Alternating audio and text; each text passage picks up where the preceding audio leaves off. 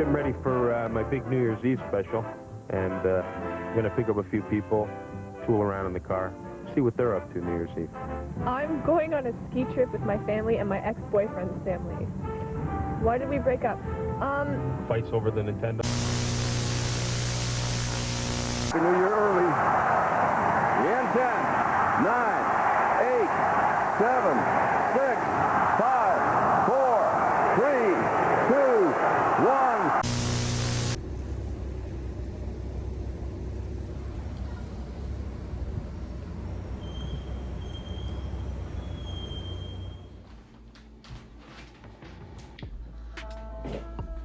Hello everyone, I'm James Matteson, and 2024 has come to an end. It was a year that had a lot of ups and downs for me personally, as I imagine it did for a lot of other people.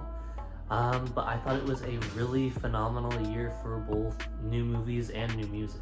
So today I'm going to discuss with you guys my 5 favorite albums of 2024 and my 5 favorite movies of 2024.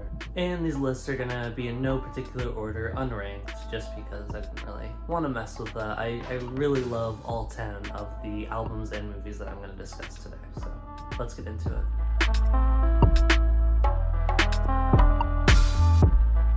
So we're going to start with the 5 albums first. I would like to do some honorable mentions real quick to just shout out some stuff that I really loved and really listened to a lot this year, but it didn't quite make my top 5. So first is going to be GNX, the new Kendrick album. I'll be brief about this one just because I feel like it's starting to get a little bit over-discussed.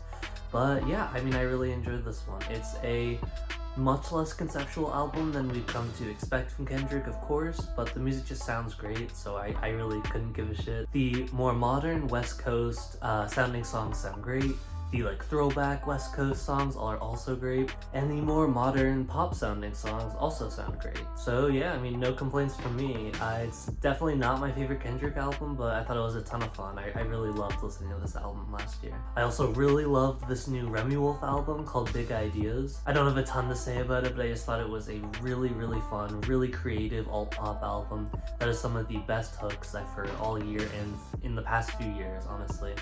It just has such a great, fun energy to it. And yeah, I mean, it's been my go-to album recently when I need to pick me up. It's just a ton of fun. So Thief Next to Jesus. For those who don't know, the rapper Ka actually passed away very shortly after releasing this album at the far too young age of 52. I actually only really got into his music this year, but I feel like he instantly became one of my all-time favorite rappers. His quiet, monotone delivery and the simple loops he rapped over made for some really powerful music, and this album is absolutely one of his best. This album is actually a concept album where Ka explores the very complex history that Black Americans have had with Christianity over the years. The concept is just incredibly well executed, and his rapping and beats are just as great as they've ever been. It's truly just brutally sad that he's not here with us anymore, but Jesus, just what an incredible album to go out on. So this is the debut album from Matt Champion, who is one of the former members of Brockhampton. And as a fan, I was incredibly excited for this album, but I don't think I was fully prepared with just how much I would connect with it and just how fresh it would actually sound. This album is a pop album, but it has this folky, indie style to it that I just found incredibly unique. The singing on this project is really a standout too. Matt definitely stuck more to rapping back in the Brockhampton days, but I mean, his voice is sounding absolutely fantastic here. On some tracks, he does this raspy singing thing where it almost sounds like he's intentionally straining his voice or something. I can't quite describe it, but there are just so many creative little elements throughout this project that just add so much to it. The songs and the album as a whole are on the shorter side. The album clocks in at only around 30 minutes, but I actually think that the simplicity of it and the quaintness of it kind of adds to the project overall in a way that I can't really describe. So yeah, I really adored this album. The low-key and melancholic vibes really kept me coming back to this one throughout the year, and I am really excited for more music from Matt in the future because I thought this was an incredibly strong start.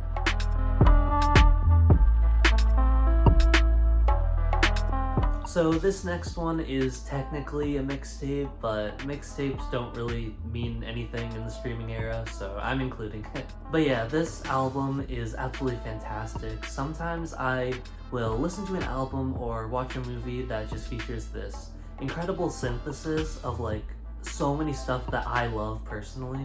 And I just kind of go, was this like made for me personally, you know? And Scrapyard was definitely one of those moments for me, for sure. This album is this very melancholic but very gorgeous mixture of emo rap, folk, and electronic music. Quedeca has really just carved out a great niche for himself with his last few projects. They all just feel so fresh and exciting. Now, if you weren't aware, this album is actually a compilation of Lucy's, hence the name Scrapyard, which is crazy to me because the songs really do feel incredibly cohesive, and the tracklist really flows well too. I would definitely say this is my favorite project that Quedeca has dropped so far, which is kind of crazy because, like I said, it's more of a compilation of Lucy's. It was kind of just something to tide over fans until his next full-length album. But yeah, I mean, what can I say? I just love the music here. But yeah, that's all I have to say about that album. I was incredibly blown away by it, and I really have not been able to get enough of the downtrodden lo-fi vibes of it, for sure.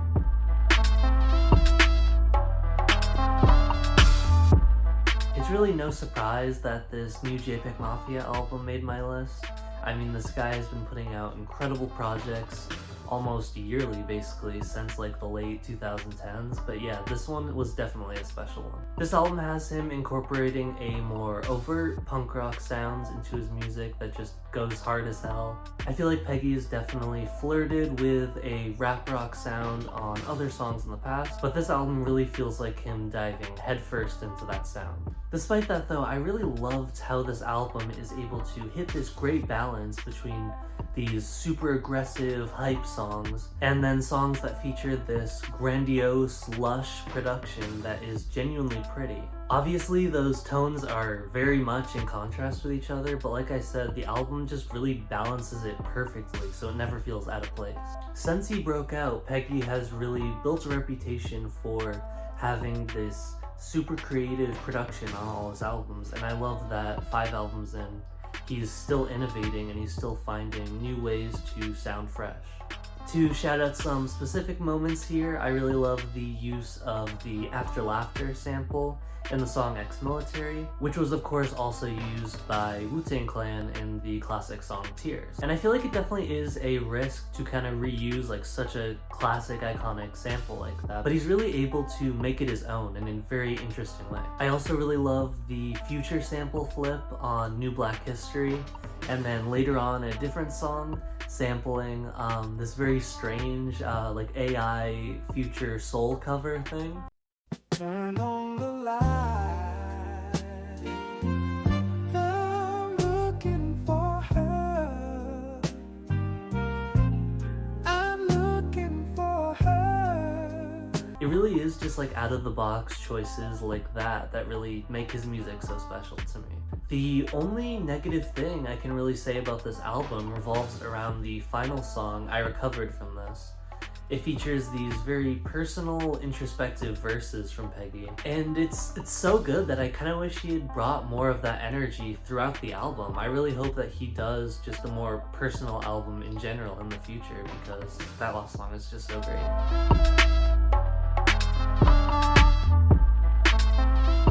So Blade surprise dropped this huge 30-song album towards the beginning of last year. And I remember at the time thinking if that was a good idea or not. I mean, Blade's past albums have usually been all around 30 minutes, and I kind of felt at the time like them being that short helped his style from kind of overstaying its welcome. Obviously though, I was very wrong to have those concerns, because this thing is kind of a triumph. It's a truly surreal experience of an album, and it genuinely might be my favorite thing that Blade has ever dropped.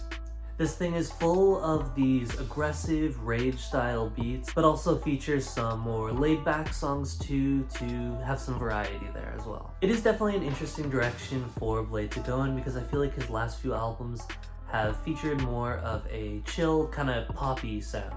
but this new style just totally works for him, just completely. The production here is absolutely amazing. A lot of it is done by the producer Filthy, who Blade has of course worked with before in the past, but of course later on also produced some of the best songs off Whole Lotta Red, which was of course the album that kind of popularized the current rage sound. Cold Visions has so many wacky bars and one-liners that really only Blade could pull off, which just give the album so much more character and personality. Like I said before, this album is just truly such an experience. Like when I'm listening to it, I feel like I've been transported to this like Alice in Wonderland world where everyone walks on the ceiling or some shit. It just is truly one of a kind and so singular.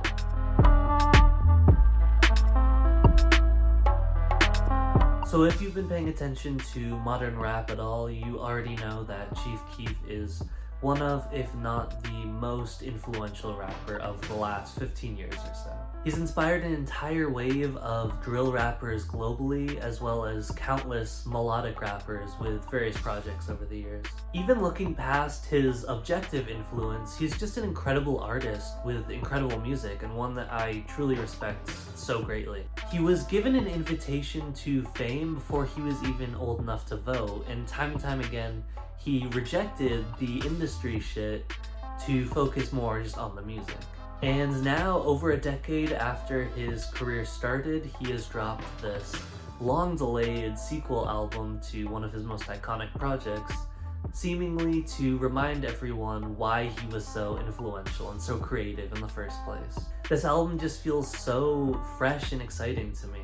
This might be my favorite project from him, and if not my favorite project, then it would definitely be top 3. The production, which was mostly all done by Keef himself, just really feels totally singular. A lot of the album features these great like chipmunk soul sample loops, which of course is a very iconic style of hip-hop production, but it is not something that I feel like is really typically used in trap music specifically. I have to shout out the 808s and percussion on this album as well. There are so many songs on here that have these crazy drum loops that just feel so abnormal for music in the subgenre. I'll do my best to describe them here, but they just feel so heavy and bouncy and chaotic, especially on tracks like Nefnem and Jesus. It just goes so insanely hard. I gotta talk about Keef's delivery on this album as well. He was of course one of the first rappers to use that mumbly, slurred style of delivery, but he's really switched it up these past few albums for sure. There are a lot of tracks here where he is like enunciating super clearly and practically like yelling his lyrics. I really don't want to start repeating myself here, but it just goes insanely hard and it feels super fresh. He brings so much just crazy energy and charisma to these tracks, and just really brings them to life. I think I'll leave it at that. I adore this album. I think it's one of the most fun and most creative trap albums to come out in a while. Trap music has really been in this weird, kind of stagnant place the last few years. So I love that there are still artists willing to take risks and experiment and hopefully still push the subgenre forward.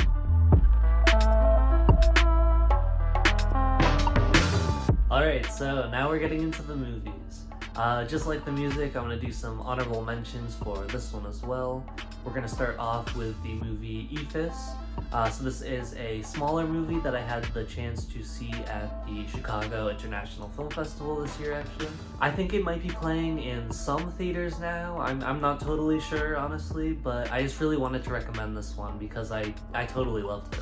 This movie follows a New England adult baseball team as they played their last game of the season before their baseball field is set to be demolished. I found this one to be incredibly funny, with so many amazing actor performances throughout, but I found it to be quite moving as well too. This movie is kind of a commentary on men's inability to emotionally connect with each other except through superficial things like sports or movies. And yeah, I mean, I just thought it totally succeeded at everything it set out to do. This is a great movie. Please see it if you can. So, Megalopolis. This one is probably the most divisive movie of the year, if not the most divisive movie in years. If you don't know, this is the first new movie in 13 years from the legendary director Francis Ford Coppola, and is probably also one of the biggest blank checks in movie history. I'm talking about it now, obviously, so I mean, you should already know that I was a huge fan of this movie. I just found it to be this huge, sincere, goofy, and just at times downright bizarre epic. And I was just truly exhilarated at every second of this movie. For someone like me who is also consistently interested in auteur theory, I found this movie to just be like a 10-course meal in that regard, like just so fascinating. It is a flawed movie certainly, but I truly have never ever seen anything like it in my life, so for that it's very special. So Love Lies Bleeding, I really enjoyed this one a lot at the beginning of last year. It's this incredibly effective genre blend of action and crime and horror. It also really brings to mind the movie Bound, which is one of my absolute favorite movies, as well as the work of David Cronenberg, which I love as well. The two leads, Kristen Stewart and Katie O'Brien, are absolutely fantastic in it too, and it absolutely has one of my favorite endings of the year in it as well. I just really love it when a movie is so clearly the synthesis of so many different things that the director just really loves. So yeah, this one spoke to me personally.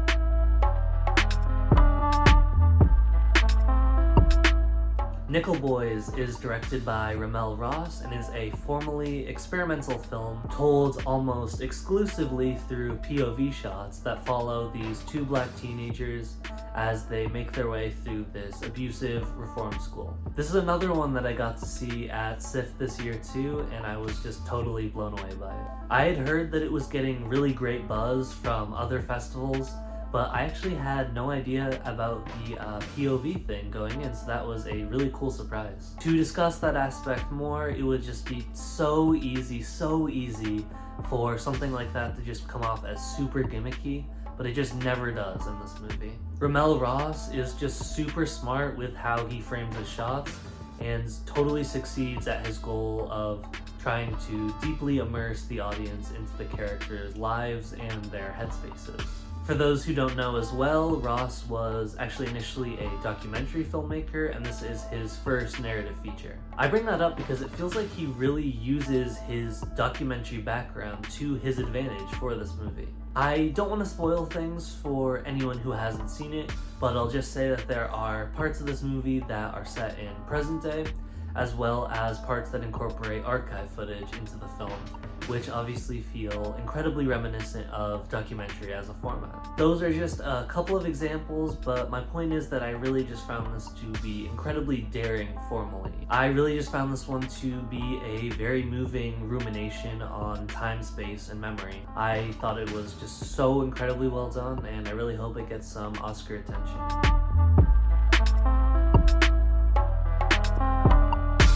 Trap is directed by M. Night Shyamalan and is about a father who also happens to be a serial killer that takes his daughter to a pop concert and then finds out that the whole event is a setup by the police to catch him. This was maybe the most fun I had at the movies last year.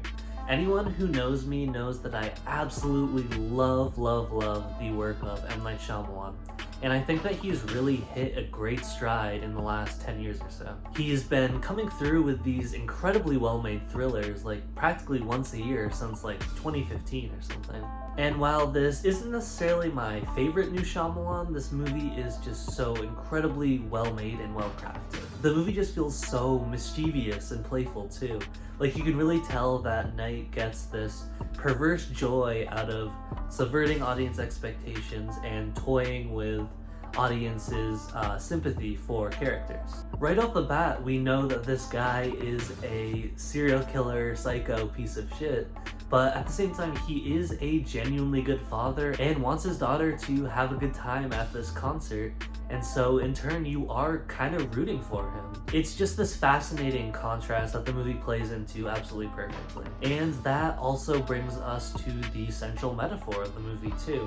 To me, this feels like a deeply personal film about Shyamalan's own work-life balance. This film is really heavily exaggerating the conflict that pretty much every parent has to deal with, which is how much time can I devote to my family and how much time do I devote to the thing I love, my job, my work. And can you really ever have a perfect balance of the two is the question that this movie is really ultimately asking. Secondarily, this movie is also this deeply sincere ode to the power that fatherhood has, which is something that M. Night has clearly always held dear and has always been important to him. This is really just a great example why I love him so much.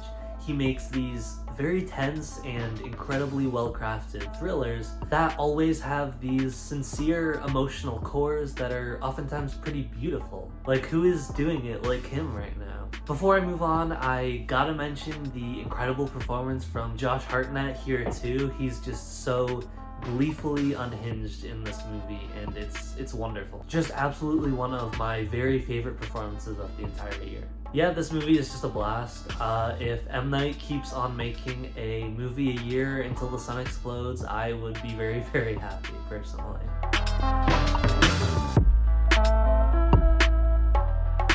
Furiosa is directed by George Miller and is a prequel about the origins of Furiosa, the iconic character, first featured in Mad Max Fury Road. This was maybe my most anticipated movie of the entire year, and it really did not disappoint. George Miller is one of my very favorite directors, and Mad Max Fury Road is one of my very favorite movies. It would absolutely land somewhere in my top 20 of all time if I were to make one right now. Not only that, but Fury Road is undeniably one of the most beloved movies of the last 10 or 15 years or so. So I was really just insanely curious how he could possibly follow up such a special film. And the answer, of course, ended up being to not really try and replicate or top what Fury Road did, and just make a totally different movie and totally different experience. This really shouldn't be a surprise if you know anything about George Miller. He's always been really good about not retreading things when it comes to his sequels, and also equally as good about taking those sequels in a stranger direction than the originals. Furiosa is a lot more slowly paced and character driven compared to the high octane insanity of Fury Road, and it just makes for a great contrast between the two. On a similar note, this film does not feature nearly as much action as Fury Road, but the sequences that we do get in this are absolutely unbelievable. The war rig sequence in the middle and the bullet farm sequence towards the end are truly just some of the most jaw-dropping shit that I've seen in a movie in years, I think. This point has been made before, but it is just truly so wild how George Miller is 80 years old and consistently outdoing everyone else making action movies right now. Anya Taylor-Joy, of course, plays Furiosa in this. Following up Charlize Theron's incredible performance was a really hard act to follow, obviously, but I thought she was outstanding in this. She's just a great actress in general, and this truly might be my favorite performance from her.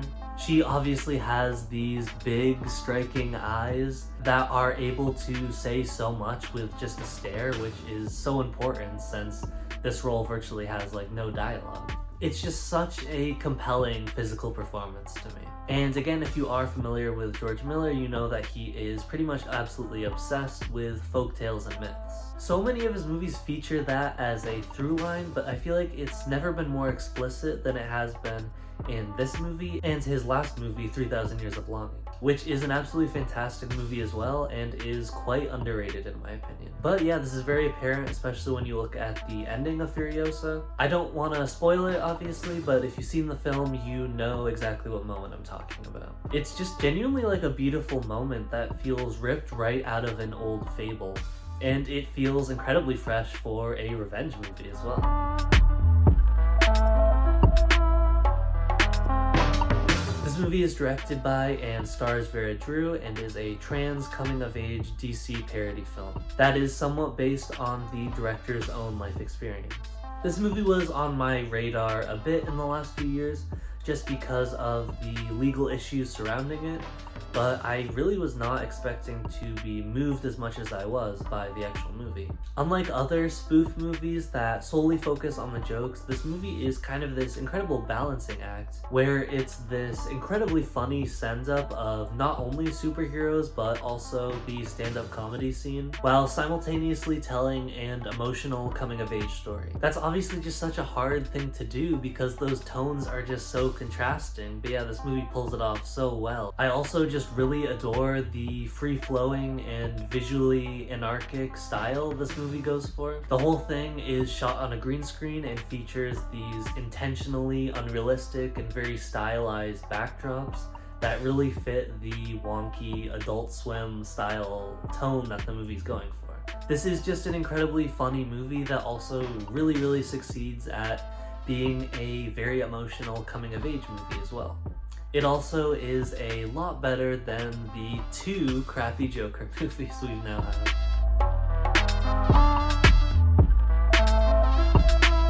So I know at the start I said that these lists were not going to be ranked, and they're not, but I will just say that I Saw the TV Glow is absolutely my favorite film of 2024 and probably just my favorite film of the last couple of years, full stop. This one is directed by Jane Schoenbrunn and is a coming-of-age film with horror elements. It follows these 2 high school students named Maddie and Owen who bond over their love of this surreal TV show called The Pink Opaque. I had already seen Schoenbrunn's debut film, We're All Going to the World's Fair, before seeing this movie, and that is a movie that I love dearly. I just find that movie to be an intensely emotional and haunting experience. And it also is just a film that is able to do so much with such a limited budget. So yeah, all this to say is that I went into their new movie with very high expectations, and it totally blew me away and basically improves on everything that World's Fair does. This film is also, of course, an allegory for the transgender experience, which is not something that I can personally relate to, but I related incredibly hard to this movie's themes of identity and also the fears that hold people back from realizing their true selves. It's a film that really just hit me hard at the right time. Not to get too personal here, but I am a recent college graduate who has really struggled the past few months to find a job related to my major. So naturally, I am pretty terrified of the idea that I may end up in a shitty dead-end job that I hate forever, which is definitely a fear that this film explores in a exaggerated yet terrifying fashion. Stylistically, this film reminded me of The Matrix actually, with elements of Charlie Kaufman and David Lynch thrown in there as well. And just like the work of all 4 of those filmmakers, it is a dark and cynical movie that also feels very sincere and hopeful simultaneously. It is also a film that is intentionally narratively unsatisfying to prove a larger point about our unwillingness to change, even if we know said change will greatly improve our lives. All this to say is that I really just have not connected emotionally with a film like this in a long time. I mean, whenever I rewatch it, there are seriously like 4 or 5 moments that just bring me to tears every time. I just find them to be so powerful. I mean, I could go on about how much I love this movie for a long time. I could go on and do full breakdowns of scenes like Maddie's monologue in the inflatable planetarium, or the scene showcasing the final episode of The Pink Opaque, but for now I think I'll leave it at that. I don't want to go on too long since obviously this isn't like a full review video, but yeah, I mean, this is absolutely an all-timer for me. I just love this movie so deeply. And yeah, there you go, we did it. Those are my 5 favorite albums of the year and my 5 favorite movies of the year. That was a lot of fun breaking down this list. If you guys have any favorite films that you watched this year, definitely leave those in the comments. And if you want to check out more of my videos or my short films, they are all linked on my YouTube channel, so go check those out. Thank you for watching, happy 2025, and bye!